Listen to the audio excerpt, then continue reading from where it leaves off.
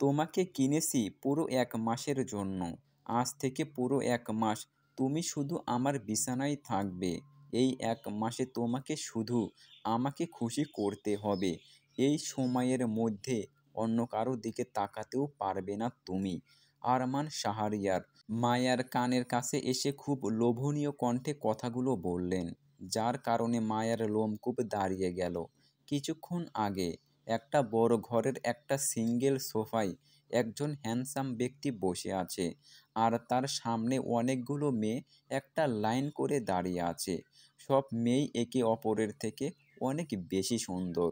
তাদের মুখে লেগে আছে খুব লোভনীয় হাসি। এখানে তাদেরকে চোখের সামনে বসে থাকা একজন বিশেষ ব্যক্তির সামনে হাজির করা হয়েছে।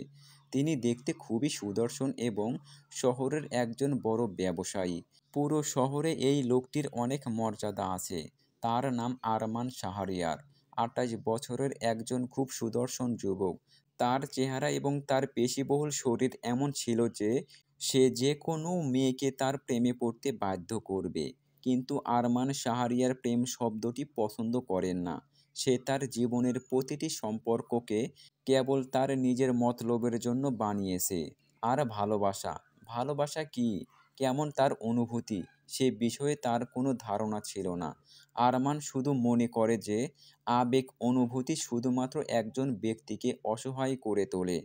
তাই তার কাছে অনুভূতি, আবেগ এসবের কোনো মূল্য ছিল না। যদি কোনো কিছুর মূল্য থাকে তাহলে তা হলো সম্পদ, খ্যাতি, মর্যাদা এবং তার নিজস্ব মনোভাব। আরমান শাহরিয়ার তার ঠান্ডা চোখে দূর থেকে মেয়েদের স্ক্যান করছিল, আর পাশে বসে তার নতুন ব্যবসায়িক অংশীদার আরমানকে বলছে, এরা আমাদের ক্লাবের কিছু সুন্দরী নৃত্যশিল্পী। আপনি আজ রাতে বিনোদনের জন্য তাদের মধ্যে থেকে যে কোনো একজনকে বেছে নিতে পারেন। আমাদের নতুন ব্যবসায়িক চুক্তির জন্য এটি আমার পক্ষ থেকে একটি ছোট্ট উপহার। লোকটির ঠোঁটে ছিল নির্লজ্জ হাসি। আরমান শাহরিয়ার হাতে ওয়াইনের গ্লাস ধরে ওই সব মেয়েদের দিকে তাকায়। সব মেয়েই খুব ভালোভাবে তৈরি হয়ে এসেছিল। যখনই তারা জানতে পারল যে তারা মিস্টার আরমান শাহরিয়ারের সামনে হাজির হতে চলেছে, প্রত্যেক মেয়েরই চোখেই একটা আলাদা উত্তেজনা আর নার্ভাসনেস ছিল। প্রতিটি মেয়ে চায় সে যেন শুধু তাকেই নিতে চায়। এই সমস্ত মেয়েরা আরমান শাহরিয়ার জন্য পাগল ছিল। সবাই শুধু মনে মনে দোয়া করছিল যে আরমান শাহরিয়া যেন তাকে লক্ষ্য করে। প্রতিটি মেয়ে তার মুখে একটি প্রলোভন স্কুল হাসি দিয়ে আরমানের দৃষ্টি আকর্ষণ করার চেষ্টা করছিল। আরমান সবার দিকে তাকায়, কিন্তু তার মুখে কোনো বিশেষ ভাব নেই, যেন এইসব মেয়েদের প্রতি তার কোনো আগ্রহই নেই। সে তার ওয়াইনের গ্লাস থেকে একটা চুমুক নিয়ে বলে, ননসেন্স, সবাই ফালতু। যদি নতুন কিছু থাকে তাহলে দেখাও। এরকম পুরনো এবং ইউজ করা জিনিসগুলোতে আমার কোনো আগ্রহ নেই। আরমানের এমন উদাসীন উত্তর শুনে সমস্ত মেয়েরা একেবারে আঁতকে ওঠে। আরমান শাহরিয়ার সত্যিই একজন পাথর হৃদয় ব্যক্তি। তিনি যা চান তা পেতে যে কোনো প্রান্তে যেতে পারেন, কিন্তু এত সহজে তার চোখে কোনো কিছুই ভালো লাগছে না। তিনি খুব নির্বাচনী ব্যক্তি এবং তার পছন্দগুলোও খুব বিরল। আরমানের কথা শুনে পাশে বসা লোকটি তৎক্ষণাৎ বলল, আরে তুমি চিন্তা করো না, আমরা আমাদের ক্লাবের সবচেয়ে তাজা এবং অস্পর্শিত মেয়ে তোমার সামনে তুলে ধরছি। এই বলে লোকটি ওই সব মেয়েগুলোকে ওখান থেকে চলে যাওয়ার ইশারা দেয়। সেই সব মেয়েরা হতাশা আর মুখে বিষাদ নিয়ে সেখান থেকে চলে যায়। তখন লোকটি তার এক গার্ডকে বলে, যে সব নতুন মেয়ে ক্লাবে প্রবেশ করেছে তাদের ৫ মিনিটের মধ্যে হাজির করো। ওই গার্ড মাথা নেড়ে সাথে সাথে সেখান থেকে চলে যায়। একটা ঘরে অনেক মেয়ে রেডি হচ্ছিল। তখন ওখানে একজন গার্ড এসে বলে, আরে চলো, এবার তোমাদের পালা। আজ তোমরা যার সামনে যাচ্ছ সে এই শহরের একজন বড় ব্যবসায়ী। তাকে মুগ্ধ করলেই জীবন সেট হয়ে যাবে। তার নাম আরমান শাহরিয়ার। তবে মনে রাখবে, তাকে মুগ্ধ করা এত সহজ নয়। আরমান শাহরিয়ার নামটা শুনে সব মেয়েদের চোখ জ্বলে উঠল, কিন্তু ওখানে থাকা একটা মেয়ের চোখ বড় বড় হয়ে গেল। সেই মেয়েটা বাকি সব মেয়েগুলোর থেকে এক কোণে দাঁড়িয়ে আছে। মেয়েটা অবাক হয়ে গেল। এই নামটা সে কখনো আশা করেনি। কিছুক্ষণ পর কিছু নতুন মেয়ে রুমে প্রবেশ করে। সেই নতুন মেয়েদের মধ্যে আরমানের চোখ পড়তেই তার চোখ যায় একটা বিশেষ মেয়ের দিকে। লাল রঙের গাউন পরা একটি খুব সুন্দরী মেয়ে সেই মেয়েদের মধ্যে দাঁড়িয়েছিল। তার মুখে শূন্য অভিব্যক্তি। মেয়েটিকে দেখে আরমান ভ্রু কুঁচকে নেয়। ওই মেয়েটি আর কেউ নয়, মায়া আক্তার। মায়া হলো আরমানের প্রাক্তন স্ত্রী। দুনিয়ার কেউ এ বিষয়ে জানে না, নির্দিষ্ট কিছু মানুষ ছাড়া। আরমান মায়াকে ডিভোর্স দিয়েছিল কারণ মায়ার সাথে তার বিয়ে হয়েছিল তার ইচ্ছার বিরুদ্ধে। আরমান মায়াকে ওখানে দেখে বেশ অবাক হয়ে যায়। আরমানের সামনে বসা লোকটি আরমানের উদ্দেশ্য বলে, এরা আমাদের ক্লাবের একদম তাজা তাজা মাল। এরা আজকেই জয়েন করেছে এই কাজে। এটা ওদের সৌভাগ্য যে আপনার মতো একজন অসাধারণ ব্যক্তির দ্বারা তারা তাদের ক্যারিয়ার শুরু করতে চলেছে। এই কথার কোনো উত্তর আরমান দেয় না, কারণ তার চোখ তো এক জায়গাতেই আটকে আসে। সব মেয়েরা এসে আরমানের সামনে লাইন দিয়ে দাঁড়ায়। মায়া মাথা নিচু করে দাঁড়িয়েছিল। আরমানের দিকে সে একবারও তাকায়নি। আরমান উঠে দাঁড়ায়, ওয়াইনের গ্লাস টেবিলে রেখে সেই মেয়েদের কাছে যায়। সোফায় বসা লোকটি খুশি হয়ে ভাবছিল যে আরমান এই মেয়েদের প্রতি আগ্রহ দেখাচ্ছে। আরমান সেই মেয়েদের চারদিক থেকে দেখছিল, কিন্তু বাস্তবে তার চোখ ছিল কেবল মায়ার দিকে। প্রতিটি মেয়ে তাদের স্টাইল কাতিল আনা হাসি এবং আবেদনময়ী শরীর দিয়ে আরমানকে নিজের দিকে আকৃষ্ট করার চেষ্টা করছিল। তাকে ছুঁয়ে তাকে পরিচিত করছিল। কিন্তু আরমানের ওখানকার কোনো মেয়ের প্রতিই আগ্রহ ছিল না। সে শুধু মায়ের দিকে মনোযোগ দিয়ে তাকিয়েছিল। ওকে দেখেই মনে হচ্ছে অন্য মেয়েদের থেকে একদম আলাদা। খুব স্বাভাবিকভাবে এক জায়গায় দাঁড়িয়েছিল। এখনও পর্যন্ত একবারও চোখ তুলে তাকায়নি, যেন সে তার প্রতি মোটেও আগ্রহ দেখাচ্ছে না। মায়া আরমানকে গুরুত্ব দিচ্ছে না, তার দিকেও তাকাচ্ছে না। এই বিষয়টা আরমানকে আরও রাগিয়ে দিচ্ছিল। আরমান মায়ার সামনে গিয়ে ওর হাত ধরে লাইন থেকে টেনে নেয় এবং তার অন্য হাত দিয়ে মায়ার কোমর শক্ত করে ধরে রাখে। মায়া আরমানের বুকের ওপর হুমড়ি খেয়ে পড়ে এবং শক্ত করে আরমানের শার্ট আঁকড়ে ধরে, কিন্তু তখনও আরমানের দিকে তাকাচ্ছিল না। আরমান মুখে বাঁকা হাসি নিয়ে বলে, আমি শুধু একে চাই। আরমানের উত্তর শুনে লোকটা খুশি হয়ে যায়, কিন্তু অন্য সব মেয়েরা হতবাক হয়ে যায়। এই সাধারণ মেয়েটির মধ্যে এমন কি ছিল যে আরমান তার জন্য সেই সব সেক্সি হট মেয়েদের উপেক্ষা করল? আরমানের শেষ পর্যন্ত কাউকে পছন্দ হয়েছে দেখে লোকটি খুব খুশি হয়ে যায়। উনি বললেন, অবশ্যই মিস্টার আরমান, আপনার পছন্দের দাম আছে বলতে হবে। ও সাধারণ হলেও সব মেয়েদের থেকে সুন্দরী। ও এই মাত্র যোগ দিয়েছে এই কাজে। আপনি যে মেয়েটির গায়ে হাত দিয়েছেন, এই মেয়েটি আপনার সেবায় উপস্থিত থাকবে। ও আজ রাতে আপনাকে বিনোদন দেবে। আরমান খুব মনোযোগ দিয়ে মায়ের দিকে তাকায়। 1 বছরের দীর্ঘ দাম্পত্য জীবনে এই প্রথম সে মায়াকে এত কাছ থেকে সামনাসামনি দেখেছে। নইলে বিয়ের পর সে না মায়াকে তার বাড়িতে থাকতে দিয়েছে, আর না কখনো তার সামনে আসার অধিকার দিয়েছে। বিয়ের পরেও মায়া তার বাবার বাড়িতে থাকতো। আরমান এবং মায়ার পরিবার ছাড়া পৃথিবীর আর কেউ তাদের বিয়ের কথা জানতো না। আরমান মায়াকে খুব ঘৃণা করত। সে কখনো মায়ার মুখও দেখতে চায়নি নিজ থেকে। মায়া বিয়ের পর 1 বছর তার বাবার বাড়িতে থাকে এবং একদিন আরমান তার বাড়িতে ডিভোর্সের কাগজও পাঠায়। কখন তাদের সম্পর্ক শুরু হয়েছিল এবং কখন শেষ হয়েছিল, কেউ সে সম্পর্কে কোনো খবর পায়নি। আরমান তাদের সবাইকে রুম থেকে বেরিয়ে যাওয়ার ইঙ্গিত দেয়, কারণ তার এখন আর কাউকে সহ্য হচ্ছিল না। তার চোখ তখনও নিচু হয়ে থাকা মায়ের চোখের দিকে। সে চোখের পাপড়ি তুলেও আরমানের দিকে তাকাচ্ছে না। আরমান ইশারা করার সাথে সাথে লোকটি সব মেয়ে এবং গার্ডগুলোকে নিয়ে রুম থেকে বেরিয়ে গেল। ওরা সবাই চলে যেতেই আরমানের অভিব্যক্তি আরও কঠোর হয়ে উঠল।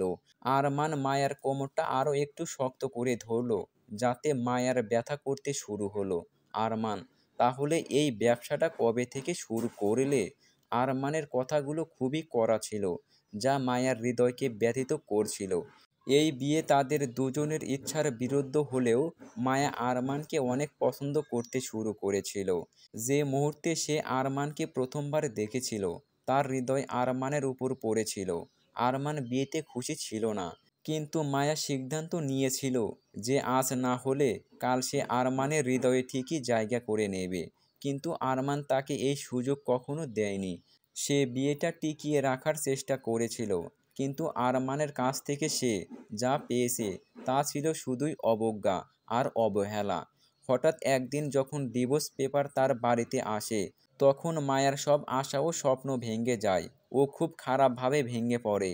আরমান তাকে ডিভোর্স পেপার সহ কিছু টাকা পাঠিয়েছিল ভরণ-পোষণ হিসাবে, যা মায়া স্পষ্টই নিতে অস্বীকার করেছিল এবং ডিভোর্স পেপারে সই করেছিল এবং সেই টাকা ফেরত পাঠিয়েছিল। বিবাহ বিচ্ছেদের পর দুজনেই আর কখনো একে অপরের মুখোমুখি হয়নি, কিন্তু মায়া স্বপ্নেও ভাবতে পারেনি যে তাদের এমনভাবে দেখা হবে। মায়া সাহস সঞ্চয় করে আরমানের চোখের দিকে তাকিয়ে খুব ঠান্ডা গলায় বলল, দারিদ্র্যের মধ্যে দিয়ে বাঁচার কোনো ইচ্ছে নেই। আমার কিছু শখ আছে যা পূরণ করার জন্য আমার টাকার প্রয়োজন। এখন আমার স্বামী আমাকে ছেড়ে চলে গেছে। আমাকে কোথাও না কোথাও থেকে তো আমার শখ পূরণের উপায় খুঁজে বের করতে হবে। আমার অনেক টাকার দরকার। মায়ের কথা শুনে আরমানের গম্ভীর মুখটা আরও গম্ভীর হয়ে যায়। গম্ভীর গলাতেই বলে ওঠে আরমান, ও তাহলে আমার প্রাক্তন স্ত্রীরও শখ আছে বুঝি? টাকার জন্য শরীর বিক্রি করার জন্য এই বাজারে নেমেছো? বাহ! শখ মানুষকে কত কিনা করতে শেখায়। আমি তোমায় ডিভোর্স দিয়ে একদম ভালো করেছি।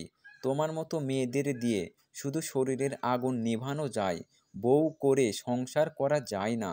তোমার মতো মেয়ের কোনো যোগ্যতাই নেই আমার বউ হওয়ার। আরমান দাঁত কিরমির করে কথাগুলো বলল।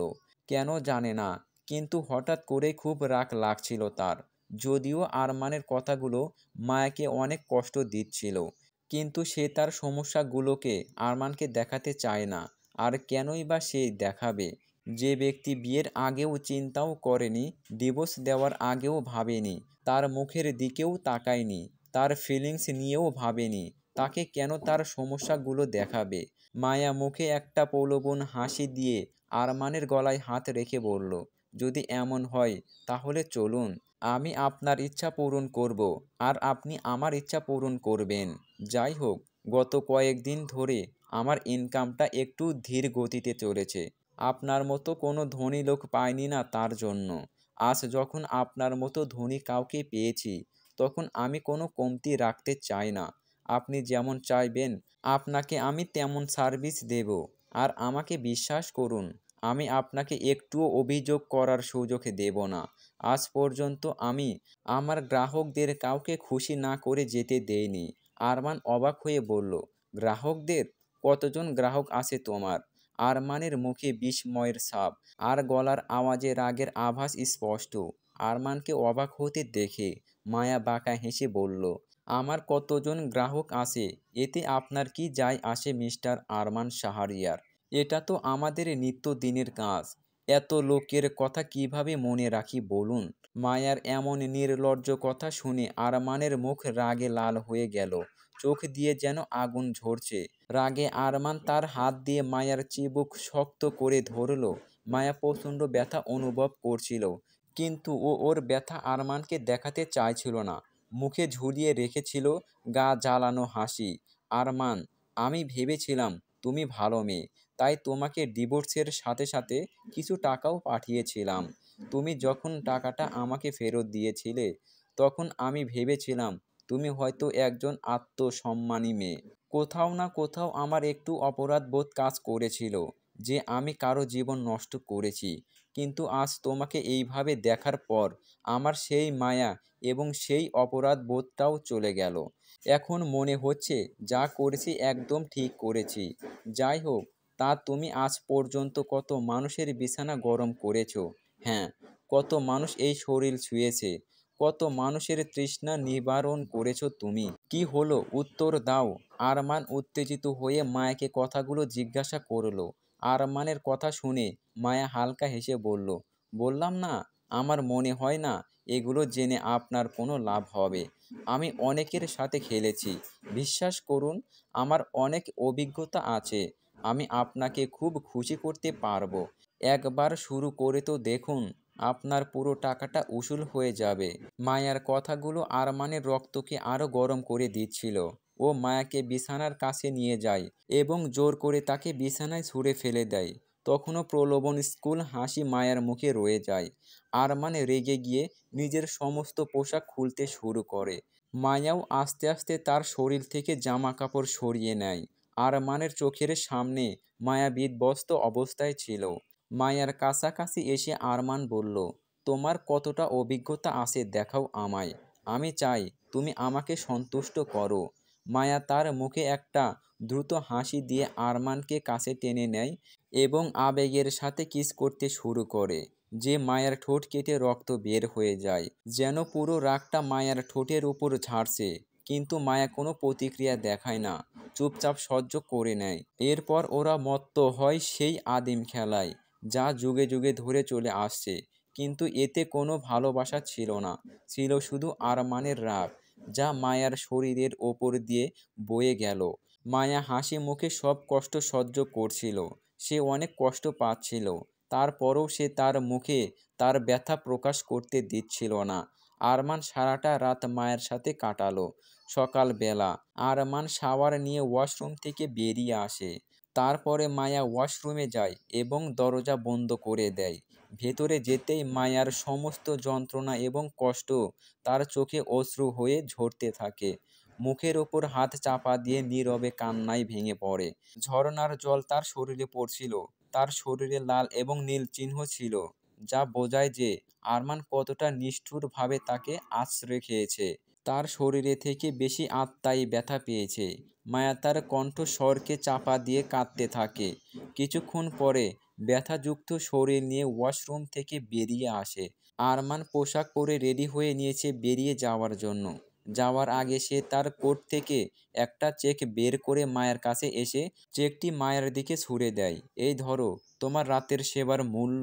মায়া নিজের ভেতরের কষ্ট লুকিয়ে নির্লজ্জভাবে চেকটা তুলে নিয়ে তাকায়। চেকে লেখার পরিমাণ দেখে মায়ের ঠোঁটে হাসি ফুটে ওঠে। আরমানের দিকে তাকিয়ে বলল, ধন্যবাদ স্যার। পরিমাণ দেখে মনে হচ্ছে আপনি আমার সার্ভিস খুব পছন্দ করেছেন। অবশ্যই আবার আসবেন। আরমান মায়ার চুল মুঠো করে ধরে একটু কাছে নিয়ে আসে। এতে মায়া ব্যথা পায় কিন্তু মুখে প্রকাশ করে না। আরমান রাগে দাঁত কিরমির করে বলল, প্রশ্নই আসে না। একবার যে জিনিস ব্যবহার করে তাতে দ্বিতীয়বার আর হাত দেয় না। মায়া একটু মন খারাপের ভান করে বলে, ও, এর মানে আমি আর আপনার সাথে রাত কাটানোর সুযোগ পাবো না। সমস্যা নেই, আপনি না হলে অন্য কোনো মোটা পার্টি ঠিকই পেয়ে যাব। শহরে এমন লোকের অভাব নেই। যাই হোক, আজ রাতে আমার আরেকজন ব্যবসায়ীর সাথে অ্যাপয়েন্টমেন্ট আছে। তার জন্যও প্রস্তুত হতে হবে। একটি সুন্দরী পোশাক কিনতে হবে। তারপরে অনেক প্রস্তুত হতে হবে। আমি ব্যস্ত। আপনার সাথে দেখা করে ভালো লাগলো মিস্টার আরমান শাহরিয়ার। এই বলে মায়া চেক নিয়ে রুম থেকে চলে যায়। আজ রাতে অন্য কারো সাথে অ্যাপয়েন্টমেন্ট। মায়ের এসব কথা শুনে আরমান অবাক হয়ে গেল। কেন জানি ওর খুব রাগ লাগছিল। এতে আরমান কনফিউজ হয়ে বিরক্ত নিয়ে মনে মনে বলে, ও সারা শহরের মানুষ নিয়ে রাত কাটাক, তাতে ওর কি। এই ভেবে আরমান সেখান থেকে সোজা তার অফিসের জন্য রওনা দেয়। ক্লাব ছাড়ার পর মায়া সোজা হাসপাতালে যায়। তার ফোনে অনেক মিস কল ছিল। মায়া তাড়াহুড়া করে একজন ডাক্তারের কেবিনে ঢুকে যায়। মায়াকে দেখে ডাক্তার বললেন, আরে আপনি এসেছেন। আমরা আপনাকে অনেকবার ফোন করেছি, আপনি আমাদের ফোন ধরেন না। ক্ষমা চেয়ে মায়া খানিকটা নার্ভাস কণ্ঠে বলল, আমি দুঃখিত ডাক্তার, আমি একটা কাজে আটকে গিয়েছিলাম। ডাক্তারবাবু উনি কেমন আছেন? ডাক্তার মায়াকে বললেন, আসলে গত রাতে ওনার অবস্থা খারাপ হয়ে গিয়েছিল। বারবার আপনার সাথে দেখা করতে চাইছিল, তাই আপনাকে এতবার ফোন করেছি। ডাক্তারের কথা শুনে মায়ের হৃৎপিণ্ড হঠাৎ থেমে যায়। এখন কেমন আছেন ডাক্তার? ডাক্তার মায়াকে শান্ত করে উত্তর দিলেন, উনি এখন ভালো আছেন, চিন্তা করবেন না। এই কথা শুনে মায়া স্বস্তির নিঃশ্বাস ফেলে। ডাক্তার মায়াকে বললেন, উনার কেমোথেরাপি শুরু করতে হবে। উনি ক্যান্সারের শেষ পর্যায়ে আছে। আমি আপনাকে কোনো মিথ্যা সান্ত্বনা দিতে চাই না। আমরা জানি তার বেঁচে থাকার সম্ভাবনা খুবই কম। আপনি কি নিশ্চিত যে আপনি এত টাকা খরচ করতে চান? কথাটা শুনে মায়ের চোখে পানি চলে আসে। ডাক্তার কি বলছেন এসব? উনাকে ছাড়া এই পৃথিবীতে আমার যে আর কেউ নেই। আমি উনাকে হারাতে চাই না। ডাক্তার মায়াকে সান্ত্বনা করে বললেন, আমি বুঝতে পেরেছি। চিন্তা করবেন না। উপরওয়ালার উপর ভরসা করুন। উনার কেমোথেরাপি শুরু করার সময় হয়ে গেছে। আপনি বিলটা জমা করে দিন। আর হ্যাঁ, উনার কিন্তু অনেক দামি ওষুধপত্র লাগবে, তাই সব সময় টাকা রেডি রাখবেন। মায়া একটা দীর্ঘ নিঃশ্বাস ফেলে মাথাটা একটু নেড়ে বলল, হ্যাঁ ডাক্তার সাহেব, চিন্তা করবেন না। আপনি শুধু চিকিৎসা শুরু করুন। আমি সব খরচ বহন করব। এই কথা শুনে ডাক্তার মৃদু হেসে মাথা নাড়ালেন। মায়া হাসপাতালের একটি ওয়ার্ডে যায়। সেখানে একজন লোককে শুয়ে থাকতে দেখা যায়। উনাকে বেশ প্রাণহীন দেখাচ্ছিল। মাথায় কোনো চুল নেই। জামা পরানো না থাকলে শরীরের সব হাড় গোনা যাবে।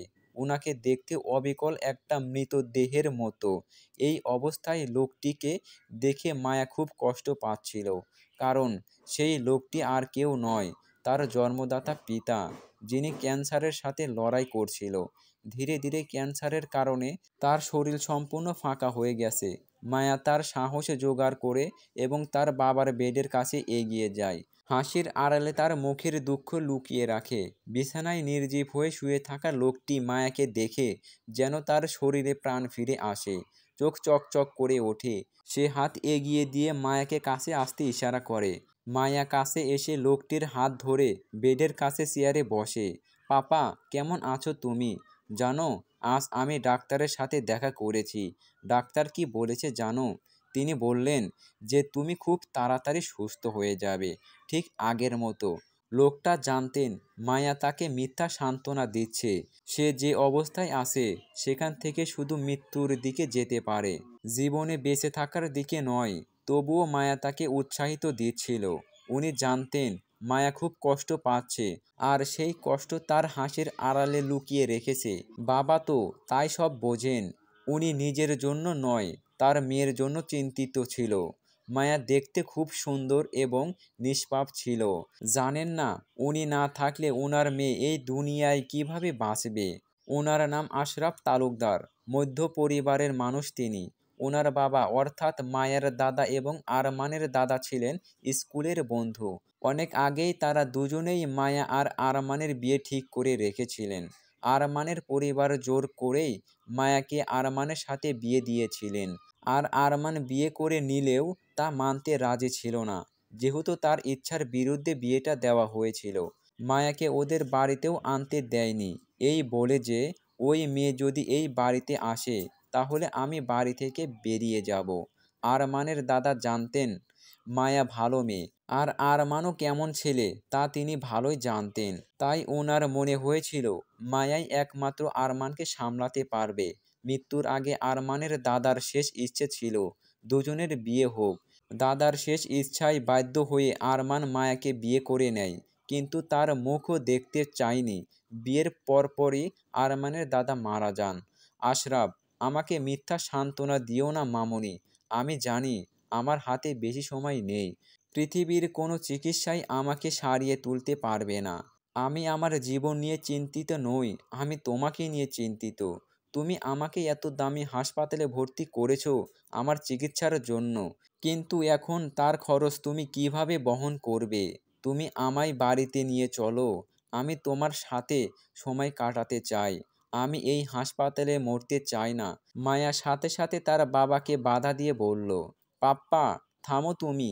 তোমাকে কতবার বলেছি এমন ফালতু কথা বলবে না। তোমার কিছুই হবে না। তুমি সুস্থ হয়ে যাবে। ডাক্তার আমাকে বলেছে সে তোমার ওপর নতুন ঔষধ ব্যবহার করছে। সেগুলো আস্তে আস্তে কাজও করছে। এখন তুমি তাড়াতাড়ি সুস্থ হয়ে যাবে। বিশ্বাস করো। আশরাফ, এত টাকার ব্যবস্থা করছো কোথা থেকে তুমি? কিছু ভুল কাজ।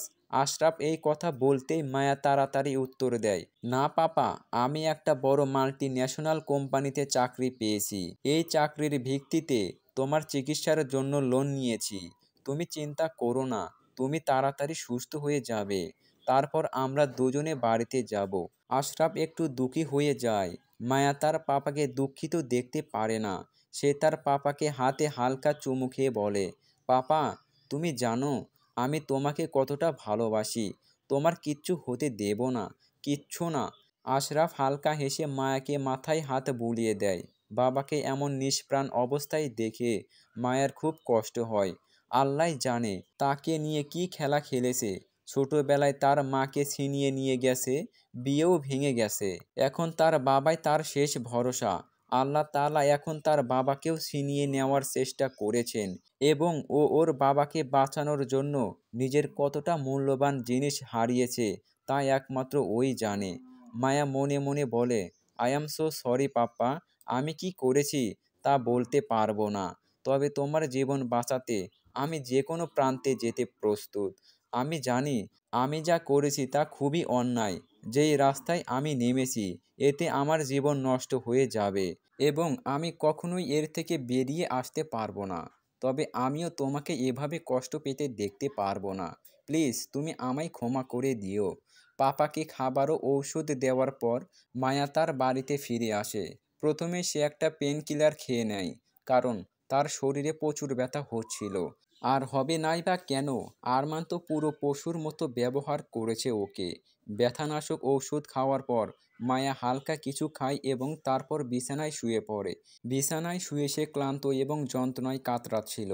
রাতে মায়া রেডি হয়ে ক্লাবে পৌঁছালে ক্লাবের মালিক মায়াকে তার কাছে ডাকে। মায়া ক্লাবের মালিকের কাছে পৌঁছে বলল, স্যার, আপনি আমাকে ডেকেছিলেন?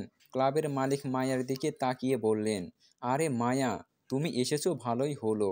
আমি তোমার জন্য অনেকক্ষণ অপেক্ষা করছিলাম। তোমার ফোনে ঠিকানা পাঠিয়েছি। আজ রাতে তোমাকে ওখানে যেতে হবে। মায়া ঠিকানা দেখার সাথে সাথে অবাক চোখে তাকায়। শাহরিয়ার ম্যানশন। ক্লাবের মালিক একটু উত্তেজিত হয়ে বললেন, জানো, তোমার সার্ভিস তার এত ভালো লেগেছে যে তোমাকে পুরো 1 মাসের জন্য ভাড়া করে নিয়েছে। তুমি তো লটারি জিতেছো মায়া। অভিনন্দন। এখন তুমি টাকার পুকুরে গোসল করবে। মায়া যেন আকাশ থেকে পড়ল, কারণ সে এটা মোটেও আশা করেনি। মায়াকে অবাক হতে দেখে লোকটি বলল, কি খুব অবাক হয়েছ তো? হওয়ারই কথা। মায়া যেন নিজের হুঁশ ফিরে পেল। স্যার, 1 মাস খুব বেশি হয়ে গেল না? ক্লাবের মালিক চোখ ঘুরিয়ে বললেন, তো এত আশ্চর্য হওয়ার কি আছে? মেয়েরা তো এই সুযোগের জন্য মুখিয়ে থাকে। আর তুমি এত ভালো সুযোগ পেয়েও খুশি নও? যাও তাড়াতাড়ি এই অ্যাড্রেসে চলে যাও। আমি ওনার থেকে টাকা নিয়ে নিয়েছি। এখন তোমাকে যেতেই হবে, না হলে আমার ব্যবসাটা লাঠে উঠে যাবে। লোকটার কথা শোনার পর মায়া শুধু মাথা নাড়ল। সে তখনও বিভ্রান্তে এবং অবাক ছিল, কিন্তু তার অর্থের প্রয়োজন মেটানোর জন্য তাকে এই কাজটা করতে হচ্ছে। মায়া মনে মনে বলে, জানি না আমার ভাগ্যে আর কি কি আছে। মায়া অটো থেকে নেমে শাহরিয়ার ম্যানশনের গেটের সামনে দাঁড়িয়ে আছে। যেই বাড়িতে তার বউ হয়ে ঢোকার কথা ছিল, সেই বাড়িতে আজ রক্ষিতা নামে ঢুকতে হচ্ছে। বিয়ের পর আরমান মায়াকে তাদের বাড়িতে নিয়ে আসেনি। বিয়েটা মায়াদের বাড়িতেই হয়েছিল। কবুল বলার পর আর এক মুহূর্তও ওদের বাড়িতে থাকেনি। চলে গিয়েছিল নিজের ফ্ল্যাটে। আর বলেছিল, ওই মেয়ে যদি ওদের বাড়িতে আসে তাহলে ওই বাড়িতে আর কোনো দিনও পা দেবে না। সারা জীবনের জন্য পাড়ি দেবে বিদেশে। আরমানের মা চায়নি ছেলেকে হারাতে, তাই বাধ্য হয়েই মায়াকে তার বাবার বাড়িতে রেখে এসেছিল। মায়াও অনেক ভেঙে পড়েছিল, কিন্তু নিজেকে শক্ত করে নিয়েছিল শুধুমাত্র ওর বাবার কথা ভেবে। ওর বাবার যে এই দুনিয়ায় আর কেউ নেই ও ছাড়া। মায়া গেটের সামনে গিয়ে দারোয়ানকে ডাক দিল। দারোয়ান মায়ার পরিচয় জিজ্ঞাসা করতেই মায়া কি উত্তর দেবে ভেবে পেল না। শুধু বলল, মিস্টার আরমান তাকে আসতে বলেছিল আর তার সাথে দরকার আছে। দারোয়ান কল করলো আরমানের পার্সোনাল মেডকে। মেড যাওয়ার পারমিশন দিলে দারোয়ান গেট খুলে দিল। মায়া ভেতরে প্রবেশ করলো। তার চারদিকের সৌন্দর্য দেখে অবাক হয়ে গেল। রাজপ্রাসাদের মতো ডুপ্লেক্স বাড়ি, গেট থেকে সোজা মোরাম বিছানো রাস্তা। কিছুটা গিয়েই 3 ভাগ হয়ে গেছে। মাঝখানে পানির ফোয়ারা। একটা রাস্তা গেছে বাড়ির মেন গেট পর্যন্ত, আর একটা বাড়ির গ্যারেজে, এবং আর একটা সুইমিং পুল ও বাগানের দিকে। বাগানে বিভিন্ন রকমের গাছ, আর সেই গাছে বিভিন্ন রং বেরঙের ছোট্ট ছোট্ট লাইট লাগানো। এটা রাত্রিবেলা হলেও চারদিকে দিনের আলোর মতো স্পষ্ট। চারদিকের সৌন্দর্য দেখে মায়া মুগ্ধ হয়ে গেল। চারদিক দেখতে দেখতে এগিয়ে গেল বাড়ির মেন দরজার কাছে। কেন জানি মায়ার আজ খুব ভয় করছে। কাঁপা কাঁপা হাতে কলিং বেল চাপ দিল মায়া। আরমান নিজের রুমে সোফায় বসে আছে, চোখ বন্ধ করে। ও চোখের ওপর এক হাত দিয়ে। কি হচ্ছে ওর সাথে ও কিচ্ছু বুঝতে পারছে না। আজ যখন ও ক্লাব থেকে বেরিয়ে অফিসে গেল, তখন অফিসের কোনো কাজেই মন বসাতে পারছিল না। বারবার শুধু মায়ার বলা কথাগুলো মনে পড়ছিল। কেন জানি ও মানতে পারছিল না যে মায়া আজ অন্য কোনো পুরুষের সাথে রাত কাটাবে। সারাটা দিন ও নিজের কাজে মন বসাতে পারেনি। যেই মায়া ডিভোর্স লেটারের সাথে ওর দেওয়া টাকাটা ফিরিয়ে দিয়েছিল, সেই মায়া আজ নিজের ইচ্ছে পূরণের জন্য এই রাস্তায় নেমেছে। সেটা কিছুতেই মানতে পারছে না ও। কিভাবে মানবে? ও যে খুব ভালো করে বুঝতে পারছিল ওটা মায়ার প্রথমবার ছিল, আর তার প্রমাণ ছিল বিছানায় লেগে থাকা ব্লাডের দাগ। কিন্তু মায়া যে বলছিল ও এর আগেও অন্যের সাথে। না না, আর কিছু ভাবতে পারছিল না আরমান। ওর মাথা হ্যাং হয়ে যাচ্ছিল। মায়া কেন ওকে মিথ্যা বলছিল তাহলে? কেন ও নিজেকে আরমানের চোখে খারাপ বানাতে চাইছিল? কিচ্ছু বুঝতে পারছে না আরমান। তাই আর কোনো কিচ্ছু না ভেবে কল লাগিয়েছিল সেই ক্লাবের মালিককে। টাকা দিয়ে কিনে নিয়েছে মায়াকে 1 মাসের জন্য। মায়ার আসার সময় হয়ে গেছে, হয়তো আর কিছুক্ষণের মধ্যেই চলে আসবে। আরমান সোফায় আধশোয়া হয়ে শুয়ে নিজের করা কাজের কথা ভাবছিল, আর বিরক্তও হচ্ছিল। ও কেন এত আগ্রহ দেখাচ্ছে মায়ার বিষয়ে? কেনই বা রাগের মাথায় হুট করে মেয়েটাকে 1 মাসের জন্য কিনে নিল ও? ও তো মায়াকে ডিভোর্স দিয়েছিল ওর একমাত্র ভালোবাসা মাইশার জন্য। তাহলে কেন আবার এই মেয়েটাকে ওর জীবনে ঢুকতে দিল? মাইশা? ও তো এখনও ওর মাইশার কোনো খবর পায়নি। কোথায় আছে, কেমন আছে? আদৌ কি এই দুনিয়ায় বেঁচে? না না, কি ভাবছে ও এইসব? মাইশা আছে, কিচ্ছু হতে পারে না ওর। ঠিক একদিন খুঁজে পাবে ও ওর মাইশাকে। হঠাৎ দরজায় নক হওয়ার শব্দে নিজের ভাবনা থেকে বেরিয়ে এলো আরমান। সোজা হয়ে বসে দরজার ওপাশে থাকা ব্যক্তিকে আসার অনুমতি দিয়ে বলল, কাম ইন। দরজা খুলে প্রবেশ করলো আরমানের পার্সোনাল মেড রুবি। এই রুবিই আরমানের সমস্ত কাজ করে। আরমানের খাওয়া দাওয়া, রুম গোছানো, কাপড় ধোয়া থেকে শুরু করে সমস্ত যাবতীয় কাজ রুবি দেখাশোনা করে। বয়স 26-এর কাছাকাছি। রুবি রুমে ঢুকে বলল, স্যার, যেই মেয়েটির আসার কথা ছিল উনি এসে গেছেন। আরমান বুঝতে পারল রুবি মায়ার কথা বলছে। আরমান বলল, ঠিক আছে, তুমি ওকে আমার রুমে পাঠিয়ে দাও। আমার দরকার হলে আমি তোমায় ডেকে নেব। Ruby, okay sir. এই বলে রুবি নিচে চলে যায়। কিছুক্ষণের মধ্যেই দরজায় আবারও নক হওয়ার আওয়াজ হয়। আরমান বুঝতে পারে এটা মায়াই হবে। আরমান আসার অনুমতি দিলে মায়া আস্তে করে দরজাটা খুলে রুমে প্রবেশ করে। মায়ার চোখ যায় সোফায়, চোখ বন্ধ করে বসে থাকা আরমানের ওপরে। আরমান, তো চলে এসেছো তুমি? অনেকটা লেট করে দিয়েছো। মায়া আরমানকে বলে, আমার বস আমাকে বলেছিল যে আপনি আমাকে 1 মাসের জন্য ভাড়া করেছেন, মিস্টার আরমান শাহরিয়ার। আমি জানতাম না যে আমার সার্ভিস আপনি এত পছন্দ করবেন। শুধু আপনার কারণে আমার অন্য ক্লায়েন্টরা খুব হতাশ। আজ আমি অন্য কারো সাথে যেতে চাইছিলাম। আমি তার জন্য অনেক প্রস্তুতিও নিয়েছিলাম। কিন্তু ক্লাবে পৌঁছে আমি জানতে পারি যে আমাকে আপনার কাছেই আসতে হবে। তাই আমাকে অন্য ক্লায়েন্টদের সাথে আমার পরিকল্পনা বাতিল করতে হয়েছে।